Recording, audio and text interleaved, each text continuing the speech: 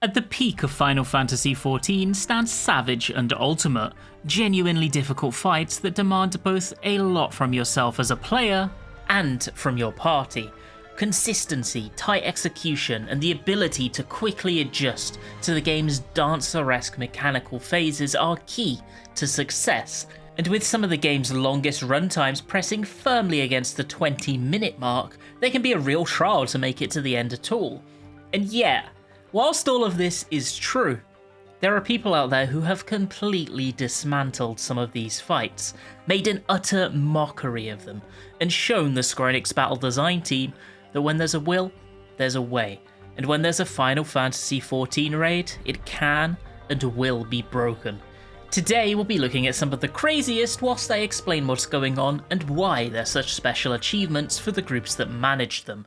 This video is sponsored by Castle Duels. If you're a tower defense enjoyer, this game puts a refreshing twist on the genre, combining that core structure with an action-packed, real-time PvP strategy card game. It's easy to understand and enjoy at a base level, but harbours a lot of hidden depth that keeps you engaged for the long haul. With over 30 3D units to summon and merge, there's always countless new strategies to try out with each new acquisition.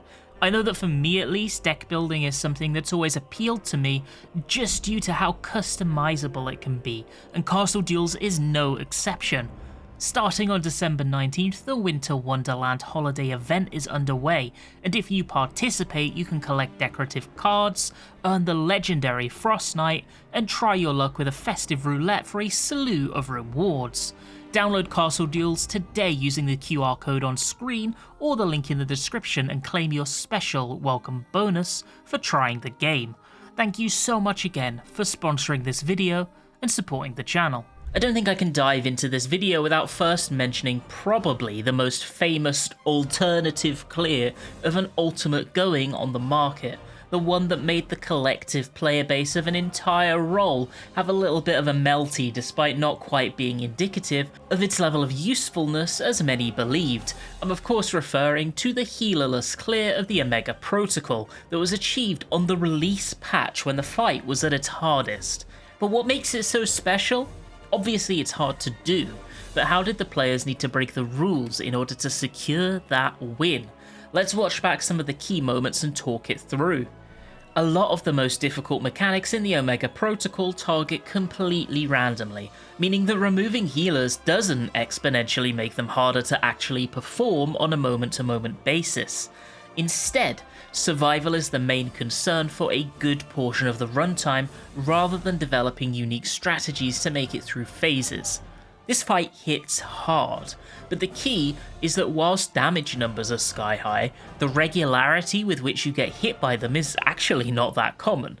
This means that for the most part, stacking heavy tank shielding and DPS mitigation, and making use from party healing from tools like Curing Waltz. There are 3 tanks, all of which are able to directly heal other party members, and these will be the de facto healers of the group, using cover, clemency and nascent flash as needed to support the much squishier DPS players. In phase 3 of the fight, Final Omega, generally in a standard clearer melee limit break 3 will be generated and used either here or in the upcoming 4th phase to ensure the DPS check is easily and consistently clearable. In this run, instead, they utilise Tank LB2 to mitigate the tail end of the Hello World mechanic.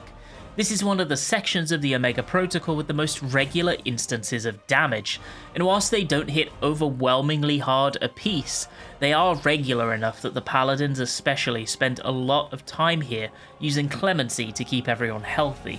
The Tank LB2 helps a lot to allow them to spread their mitigation in the earlier cycles. But where this run truly comes alive is in Phase 6 versus Alpha Omega, the final showdown. This is a tight execution and mitigation check, with insanely hard-hitting raid wides and a number of required limit breaks as you fight an all-out Dynamis war versus Omega's final form. The group opens up immediately after the introductory scripted tank LB by taking 2 hits of the tank auto attacks together as a party, utilising their mitigation to keep the group low enough on health and well shielded enough to generate limit break from each attack. This allows them to get an LB2 much earlier than intended, just as the first set of exaflares go off. This means that for the following wave cannon, where each player will take a beam for massive damage, followed by a stack quickly after, they can pop off a tank LB2, using the third unneeded tank to great effect and allowing them to peel back a ton of mitigation to help with the upcoming Cosmo arrow into wave cannon. They then use their second free tank limit break after the third bar finishes charging to ensure that the Cosmo dive in the latter half of the phase is easily survivable. Both the melee LB3s go off after this as normal, meaning that what remains are one tank LB, two caster LBs and a ranged LB, while still having the bar immediately fill back up. Cosmo Meteor is dealt with as normal, thanks to well-timed tank shields and the heals that come from them, as well as careful mitigation planning, and then they make use of the third and final tank LB near the end of the mechanic for that final heavy hit. Immediately after the tank LB, the summoner smashes their LB3 as well for extra damage, and now, in the final minute of this nearly 20-minute slog, comes the pivotal moment. Really, the win or loss is actually decided right here. The next mechanic requires a tank LB3 followed by a healer LB3 to survive, and you need to do it twice in a row. Without it, the raid will just simply drop dead. To get round this, the two paladins cover the red mage and summoner, and players begin walling or allowing themselves to die to mechanics with careful precision. This might look random, but it isn't. They need to die in these exact orders with this exact timing, otherwise the res cheese they're hoping to pull off will not work. The red mage and summoner need to give every other player a res, and then the red mage must die and the summoner must get that res off on them too in the very last second before they fall to the second magic number. With all 8 players back up, having cheesed their way through the final mechanic entirely, then they have to pray for crits, because they need to do this final push of a DPS check with their raid buffs up in a burst window, or with weakness. They get one final melee LB3 to help, but from there, it's literally just down to RNG to provide them with the crit they need to eke out the win.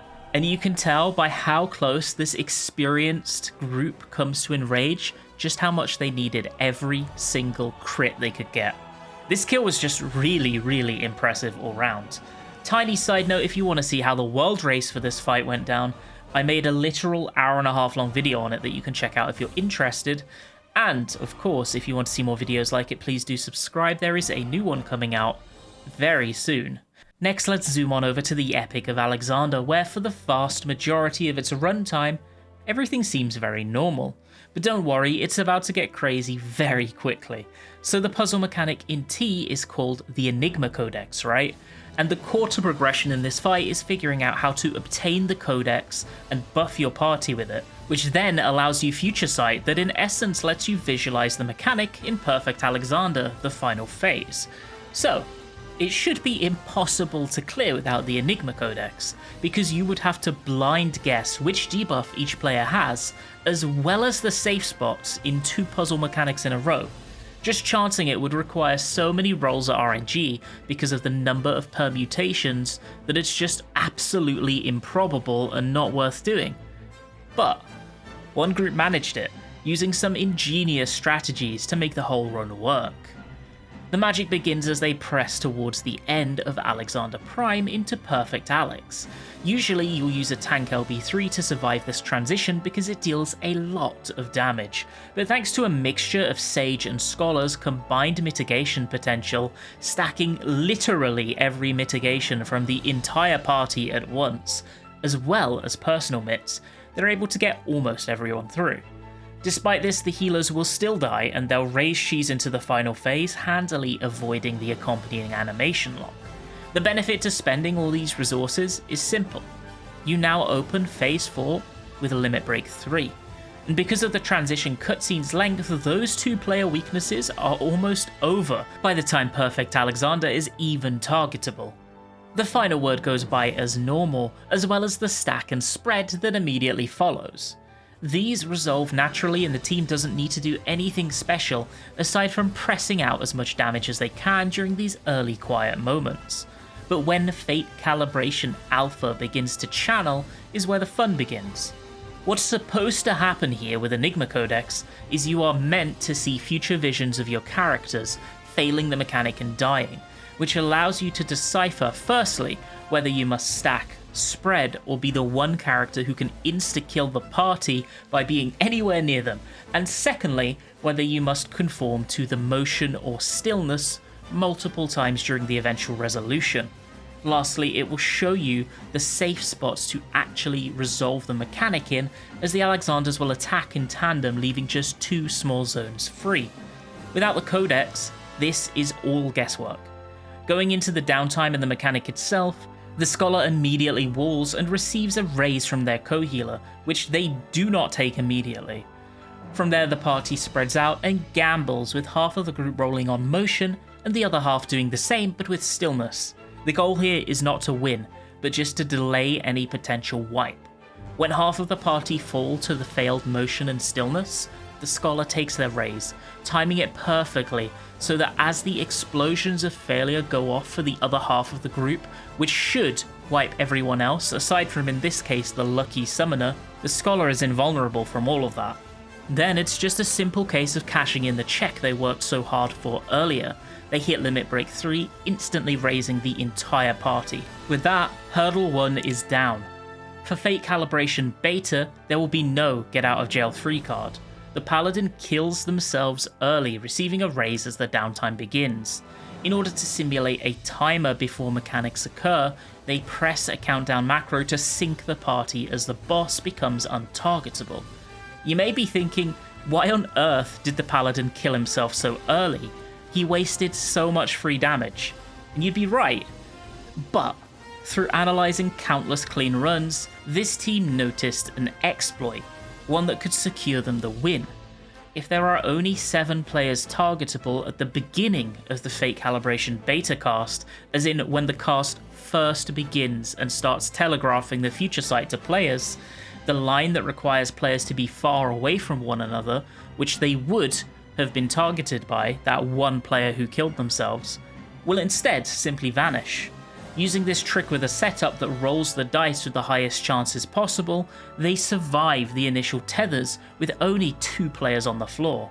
They gamble on stack, they bait the super jumps using the res immunity from that paladin, and by the time all is said and done, complete the mechanic with just 4 weaknesses.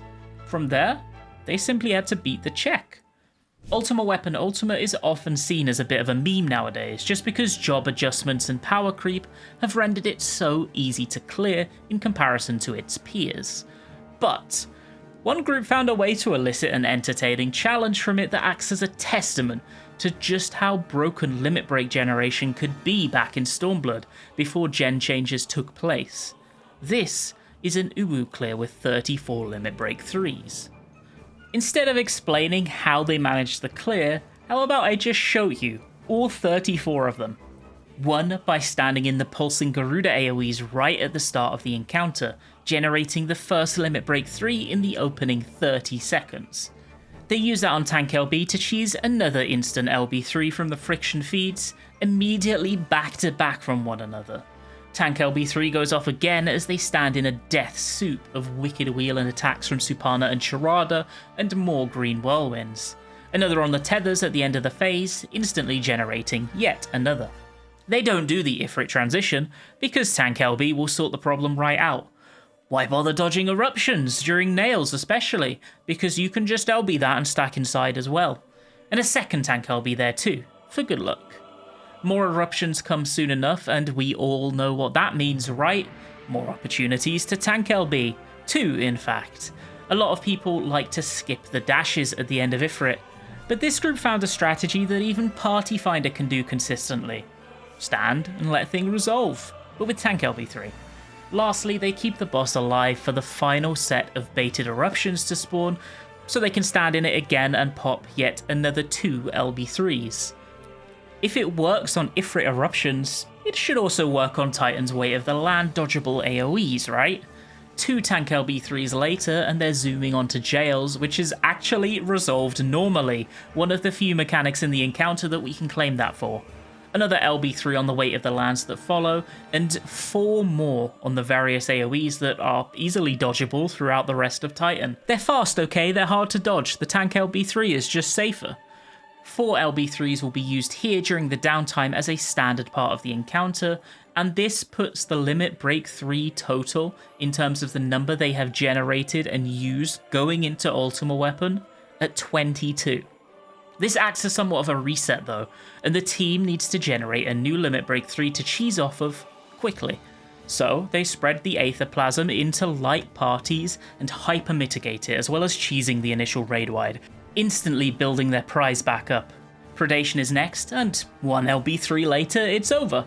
I think the part that I really want to show you next is Suppression. Like, just watch.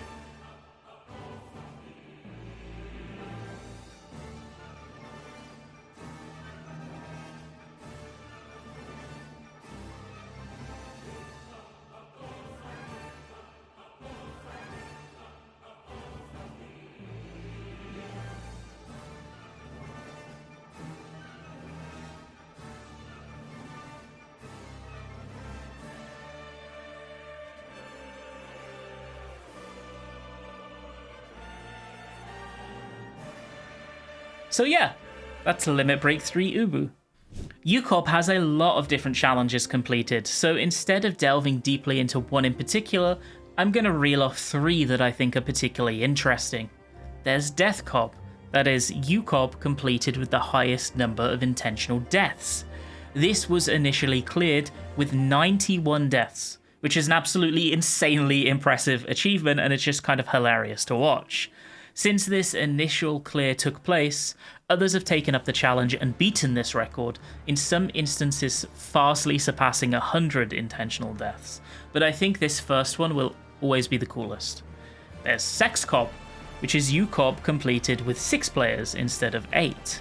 This one is just an intensely tight execution, mitigation, and damage check that requires careful planning and some good luck in terms of critical shielding, and the group that eventually managed it were knocking away at it for quite a while.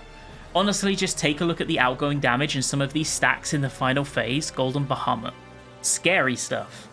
There's Golden God Cob, which is clearing UCOB whilst failing the Bahamut Prime DPS check.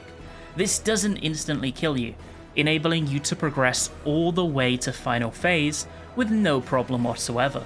The catch? Golden Bahamut deals 500% damage for the entire final phase.